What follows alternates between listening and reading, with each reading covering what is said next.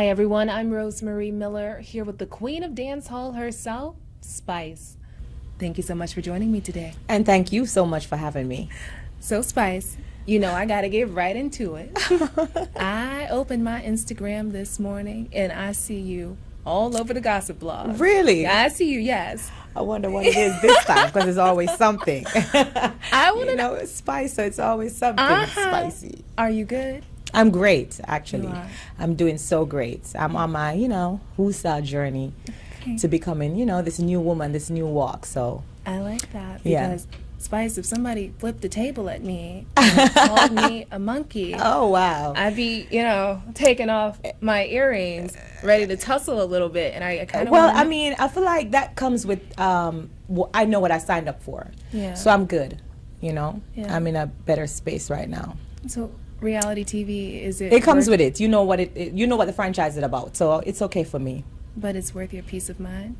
I have my peace of mind. Nobody do. takes my peace of mind away from me. Because someone's opinion of me does not value who I am, and does not because someone thinks something of me, that doesn't mean that's who I am.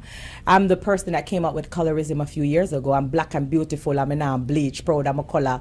I've been done it, said it all. Always reminding my melanated women how beautiful they are, to love themselves, who they are. Like, someone can't come and say a few words and that's gonna get me into a mood like, no, that doesn't define me. I know who I am. So So when people used to say those words to you, I imagine as a little girl, because I'm a dark-skinned woman too, and I was a dark-skinned little girl in Mississippi, so I get it.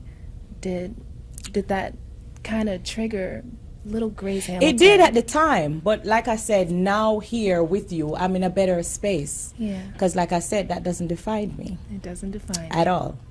Love that. So how you doing today? I'm great. Thank You you look for great. asking. Thank you. Well, Spice, I want to get into your childhood a bit, and we're talking about money. This is new money. Could you tell me, what was your economic situation like? Were you middle class, poor? I would say I come from humble beginnings. So I would say my childhood was from the poorer class. I remember I used to walk to school because there was not enough money to, pay the bus fare or the taxi fare. So I used to walk miles to school. That's where it started for me as a little girl. I came from humble beginnings. I have 5 siblings. My 5 siblings and I, we used to sleep on one bed in a 1-bedroom house with my mom and dad. So my childhood is really what inspires me, because I never want to go back there. I know what it's like to go to bed without food. I know what it's like to just have one pair of shoes. So that's where I'm coming from. So what does money mean to you now versus what it meant to you back then? Oh, that's a good question. What does money mean to me now? I feel like money now means generational wealth. Because getting money now, it's not that it brings happiness, but it's able to break generational wealth. Like I said, coming from humble beginnings as a little girl in a 1-bedroom house, my slogan right now is from homeless to greatness, because I was once homeless. I lost my house to fire and I had nothing. I come from $0. I know what it's like to look in my bank account and there's nothing there. And now I'm a millionaire. And so I feel like at the place where I'm at now, it's just breaking generational wealth. That's what money does for me. And that's just what I was eager to do. I was eager to set up for my kids a life that I didn't have. And that's really, I feel like I've done that. Right. So I feel like money now just means breaking generational wealth. Okay. So are you helping any family members outside of your kids or what? If I'm telling you that I'm here to break generational wealth, I've done it before. Outside of my kids, all my family, I would say now is good. So who do you trust? I don't trust no one. No one. No one. Your question, them interesting. Yeah. I'm Let's see wondering where who you lead it trust, to.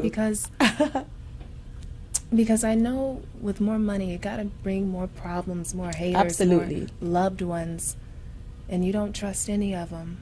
I don't trust no one. Why is that?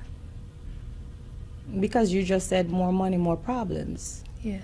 The more money you have is the more problems, the more jealousy, the more people are gonna just look at you and not know the story or the journey. You know, when you reach at a place, at a pinnacle where I'm at, people just feel like it was an overnight success.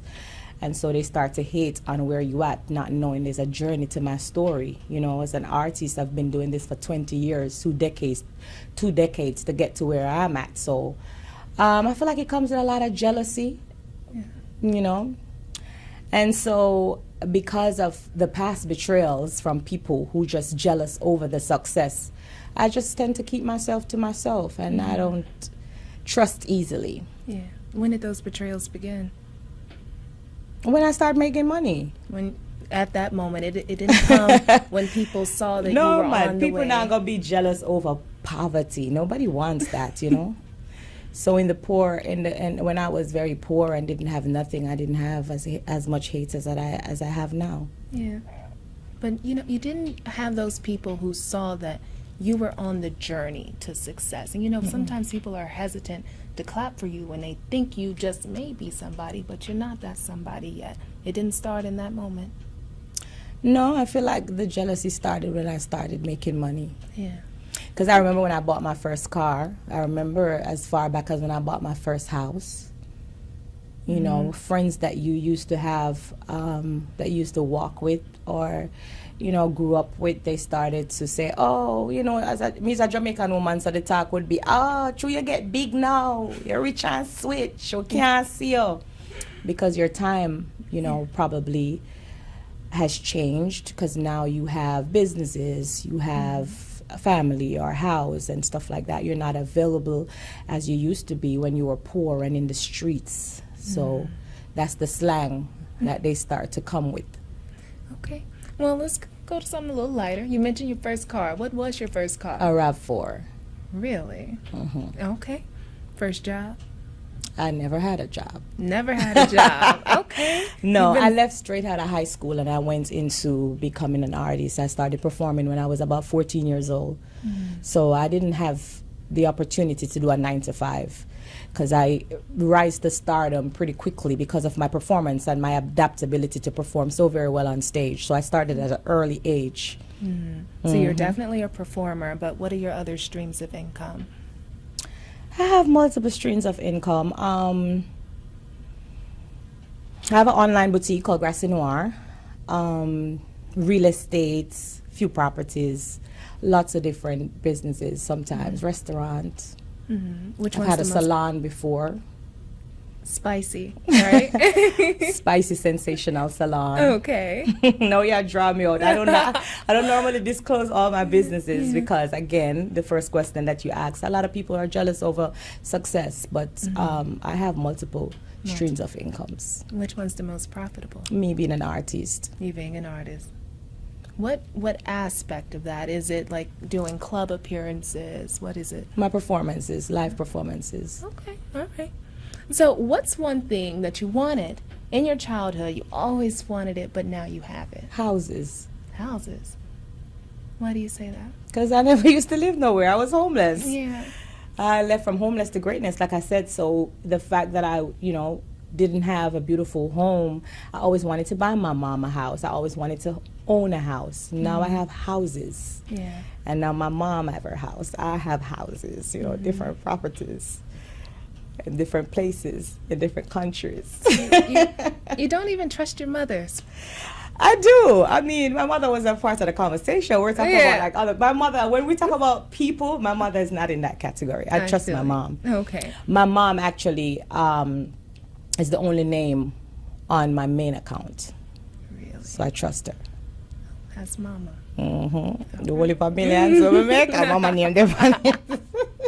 So Spice, what is the first thing you do when you fall into a lump sum of money? One day you go Invest. I'm big on investor. I'm a businesswoman. So the first thing I do when I make a lot of money, I try to find new business, another stream of income to add to the already streams of income that I have. So I'm kind of big on that. Okay. And what's the biggest money mistake you've made so far? Ooh, that's a good question. I would say a property that I bought cash. I don't think it's a money mistake, but it's just sitting there. And sometimes I don't remember that I have it. And I'm like, why did I even buy this property? Is it in Jamaica? Is it here? It's in Jamaica. Okay. You don't, nothing. Nobody's living there. It's just there. It's just there. I feel And you. I don't know. I don't think it's a mistake, though, because the money is still there. You know, real estate never go down, don't depreciate. But sometimes when I think about it, when I remember that I have it, I'm like, oh, gosh, I could have still have, you know, that flipping, doing something else. But... Okay, so what's the biggest splurge you've made since you've made it? Oh, the biggest splurge I've made would be shopping. I'm addicted to shopping because I like nice clothes and things and shoes and bags. And, you know, I feel like my biggest splurge is just going on the mall and just... I'm looking at you to see if I should say the figure, the amount, blowing a couple $100,000, like, you know. But must be nice. Must be nice. What made you successful? Do you think it was your work ethic? Some people attribute it to that. Was it God? Was it right time, right place? If you put God in the equation, it's got to be my God. Because, see, a lot of people don't know that I'm a Christian woman. They just judge me by the songs that I sing. But anything I do, God, I have to be before it. So I would say definitely God. So being judged by the songs you sing. Before this, we were mentioning how there's Spice and how there's Grace Hamilton. Tell me a little bit about Grace Hamilton. Grace Hamilton is a total opposite from Spice. I'm Grace Hamilton. That's the person. That's who I am. A lot of people would never get to meet the real me because they get to know that persona that I created. That's that blue hair, that image, the person that goes on the stage and perform and gives you a good show. But that's not Grace Hamilton. There's the difference. I feel like that persona is just for entertainment purposes. When I get off stage, I metamorphosize back into my real self, which is just that humble girl, down to earth. Wish I didn't have to wear the wigs and the makeup and the lashes, just at home, cooking, singing my gospel. That's just who Grace Hamilton is. Am I talking to Grace Hamilton or Spice? You can get a little bit of both. You know, when the saucy side come out, that's Spice. Yeah. But when I'm more calm and just laid back, that's Grace Hamilton. That's who you really are. Yeah. What's the best piece of advice you could give to someone who wants to be like you, wants your success? I would tell them they can't be like me. No one can be like anyone. You got to be like yourself. But if you're talking financial gain, I would tell them that it's not what you make, it's what you save and what you invest, how you flip it. It's a saving that's going to determine, you know, it's not really how the race starts that determines the winner. It's the end of the race. You are filled with wisdom. I know. Okay. Well, thank you so much for joining me here today. Thank you for having me. Absolutely.